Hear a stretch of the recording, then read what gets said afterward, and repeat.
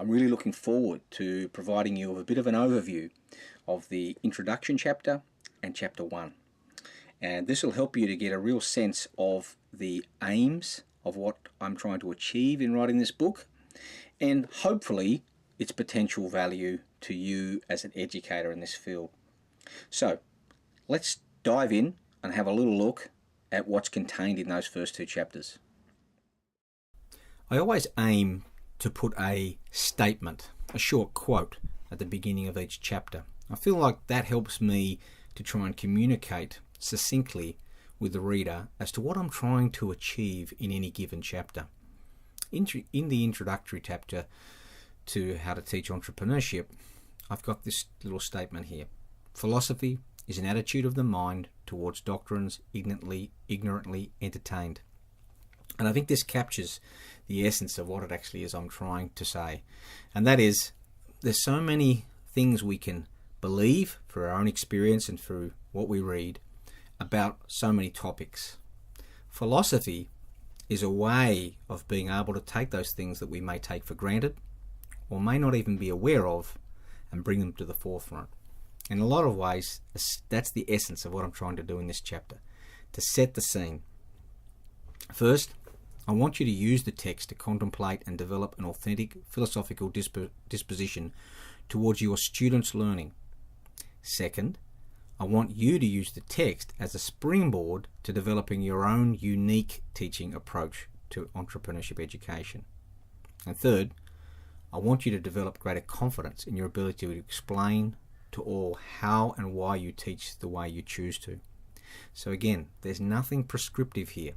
I'm not going to share with you the right way to teach entrepreneurship education. My aim is to help you to discover who you are, and in doing that, for you to have a deeper contemplation about who your students are, how they differ, and therefore how you can personally help them. I've provided you with space in the book to write a little teaching manifesto. I've put an example manifesto in there. It's not exhaustive in any sense, but it gives you an idea about what it is I'm trying to get you to sort of surface when you're reading through this introduction chapter. So I've written down several I believe statements that give you a bit of a sense of where I'm coming from. I'm not trying to sell my biases to you, and I'm certainly not trying to hide them from you either. And I encourage you as you go through the book to use the raft of appendices to actually make notes all the way through. Here's an example of a couple of my belief statements. I believe you cannot drop out of education. I believe we're all continuously educated in some way. Therefore, my role is to help learners understand their education. I believe education does not exclusively belong in classrooms. I believe education happens in all aspects of our lives. It cannot be domesticated. Therefore, my role is to awaken my students to the breadth of their education. Now, in these 2 examples here, I'm not trying to sell you on a particular philosophical view of the world. I'm trying to communicate with you that we're all entitled to have a philosophical view of the world as it pertains to how we see education, how we've experienced it, and how we would like to be part of that influential process in our students' lives. So I'm encouraging you as you go through the book to think about what values do you hold in relation to education. Could you shape them in this syllogism type form of creating a couple of premises and a therefore summary to help you communicate what it actually is your foundations of a teaching philosophy would ultimately be built on. So, one of the big challenges I think we all face is the context and the nature of entrepreneurship education. So I've got a couple of little notes here.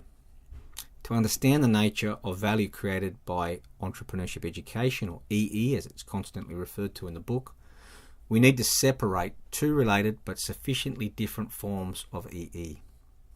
Throughout the book, I'll use big E to refer to enterprise education and big E to refer to entrepreneurship education, with the use of the capital letters to illustrate the different focus of both.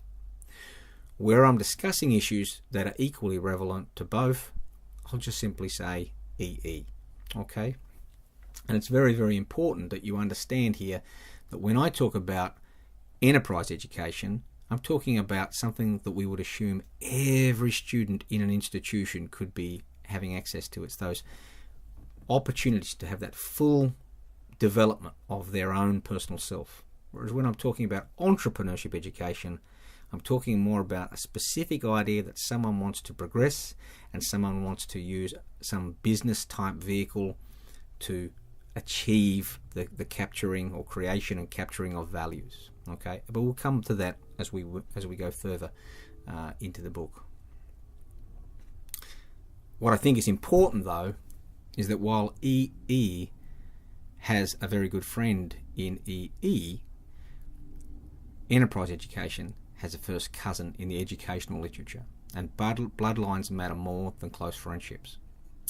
This brings us to the rules of the game, and I think it's very important. I suppose I'll go back and just quickly touch on that point for a moment. There's nothing wrong with entrepreneurship education and its obvious relationship to enterprise education. However, enterprise education is about transforming the mind and capabilities of all students. Entrepreneurship education is specifically about that process of value creation for profit or not, and the processes that are required to ensure that that can occur. Quite often we might even view it as entrepreneurship training. Therefore, the emphasis on this first cousin with the educational literature, which is deep when it comes to the notions of transformational learning. Throughout the book, there are a lot of rules for the game that I've included. There are close to 40 rules of the game that are scattered through the book. And as we go through these previews of the chapters, I'll briefly share each of these rules that as they occur in the chapters. Rule number 1, don't be all things to all people. Entrepreneurship education is best used to assist those self-selecting students who intend to act on their entrepreneurial intentions to create and capture new economic value. Enterprise education is best used to assist all students from their formative to adolescent years to develop new ways to view, understand, and navigate their world. Therefore, ensure all stakeholders know what approach, that is entrepreneurship or enterprise education, you are using and the appropriate measurable outcomes. Can't stress that enough. We may get confused about these things as a discipline. It's very important when we're helping other people who understand these concepts of education less than ourselves to ensure that we're all on the same page. So, the next thing that I talk about in the introduction chapter is the notion of a challenge of the game. It's not an easy thing to do, to be a part of this discipline. I'm guided by 3 people, and I introduced their thinking in this particular chapter. John Dewey felt that good teaching is tied to the provision of school experience wherein the child is wholeheartedly active in acquiring the ideas and skill needed to deal with the problems of his or her expanding life. John Ruskin argued that education of a person could be reduced to knowing 3 things. Where is he or she? Where is he or she going? What he or she best do under those circumstances? And Edward Lindemann proposed that adult education will be via the route of situations, not subjects. So that strong focus on experiential learning. And this is right at the heart. These 3 people's ideas, for me, are right at the heart of the challenge of the game that we're going to be discussing. So, the chapter summary that I'll provide for the introduction is that there are many rules, many micro and macro moments within the game where those rules matter more or less. There is a scoreboard constantly being updated and debriefing sessions always available. This book has been designed to help you develop as a serious player, to develop game sense, to assist others to play and succeed, and most importantly, to be able to score the outcomes and remain a winner. Chapter 1 starts again with a little self-chosen quote. This one is by Scott Maxwell, who many, many years ago, at the end of her life, in writing her autobiography, said that you need only claim the events of your life to make yourself yours. When you truly possess all that you have been and done, you are fierce with reality. And that's the aim I have of this chapter. You're an individual. You're unique. You don't have to become me. You don't have to become anyone else. What I'm hoping we can do in this chapter is help you to know yourself, the title of this chapter. This chapter aims to draw you deeper into your inner world, to levels at which your mastery of the game is possible. Entrepreneurship education does not discriminate across specific levels of education, only against those unable to assist students to act upon their curiosities and aspirations. In short, mastery of the game equates to equipping our students with emancipatory abilities. Now, I love this statement. We teach who we are. It very much guides a great deal of the foundational philosophy that's in this book. We teach who we are. And as you work your way through the book, you're going to encounter this statement many times. But it also brings us to rule 2, which is the challenge of being vulnerable. Being generally vulnerable in a learning environment will aid the exploration of the multiple ideas and assumptions and increase student engagement. Our students need to develop and test multiple ideas, assumptions, and subsequently sell their thinking to key stakeholders. Therefore, we need to ensure we are sufficiently vulnerable to our students to ensure we support a process of transformative learning. Trying to make sense of the context of our teaching is a very, very difficult thing. I've developed this notion of an enterprise entrepreneurship triangle. I've done this in conjunction with some friends, Andy and Kev Penaluna, who are spoken of in glowing terms as we sort of progress through the book for their ability and interest to share and sort of delve into these ideas. So rather than trying to work out who's right, we've been trying to work on ideas about how do we unite the different views that exist in our world. And this is one such diagram that attempts to do that. We see entrepreneurship and enterprise as being interrelated, but we see differences that are important, such as you might be familiar with the amount of hype that's externally generated related to entrepreneurship, whereas the hype that relates to enterprise is quite often an internally hype thing. We want it to, those breakthrough epiphanies that our students have. And the types of thinking we have are quite different. In this e-action space, we find about people acting on thinking, and we're talking about process thinking, the steps required. Whereas in the enterprise area, we're thinking of acting, and we're very much driven by what's in our heart. And it's about trying to connect a sense of who are we, ourself, to the nature of the world that we're encountering, the outer world, so that we can gain this notion of self-negotiated action, which we talked about in the first video. So one of the key issues here is this notion of failure. And we talk a lot about this notion of failure in the book. In the entrepreneurship zone, to be honest with you, failure is not a good thing. If you've got serious things, time, money, your psyche on the line, we don't want you to fail. It's ridiculous to simply say failure is a good thing, we can learn from it.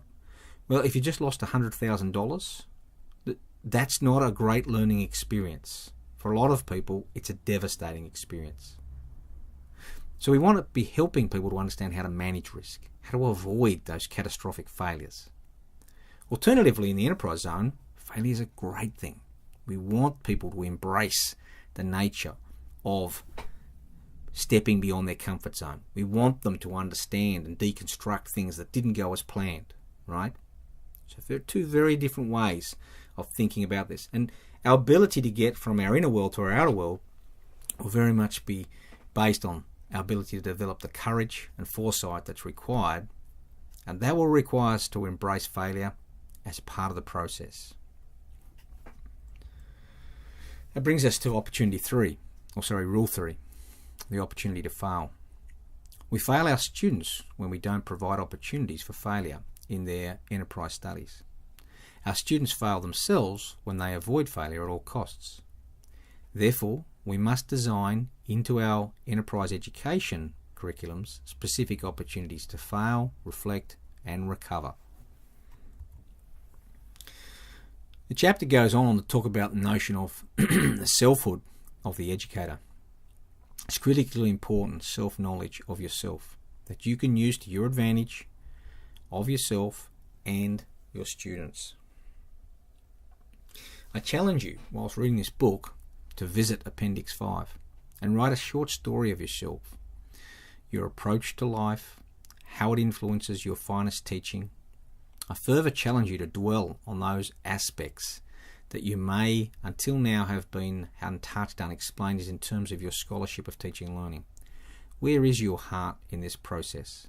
Your recognition of values, your sense of identity. These are all issues which are discussed in Chapter 1. And I provide space for you in Appendix 5 to start writing a short story of me. That's you, right? So those notes, and this only needs to be dot points. It's whatever you want for yourself, right? But as you go through here, rather than trying to remember at the end, I've created ample space for you to be able to make notes on the way through. I've also shared with you my abridged teaching philosophy so that you can gain a sense of how it is that a teaching philosophy can be created and related to the nature of enterprise education. It's my philosophy. You don't need to copy it, you don't need to agree with it, but you can see how I've expressed it, and I'm hoping that will be of use to you. Do you have a teaching philosophy? I hope you do. Maybe it's just something you're thinking about and you haven't committed it to paper at this stage.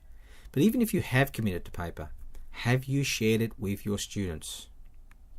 It's time to get vulnerable, and this chapter is very much focused on helping you to understand the importance of your vulnerability and your students' vulnerability, and the importance of being humble, which brings us to Rule 4, the importance of humility.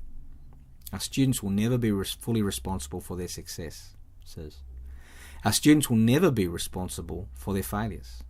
Therefore, we must help them to share success and move on from failure.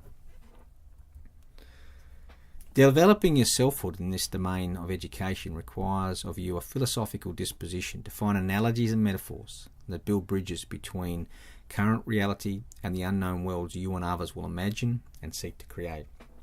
From my perspective, I find lots of analogies and bridges using love, quite often based on my own successful and unsuccessful experiences in these two domains of entrepreneurship and love.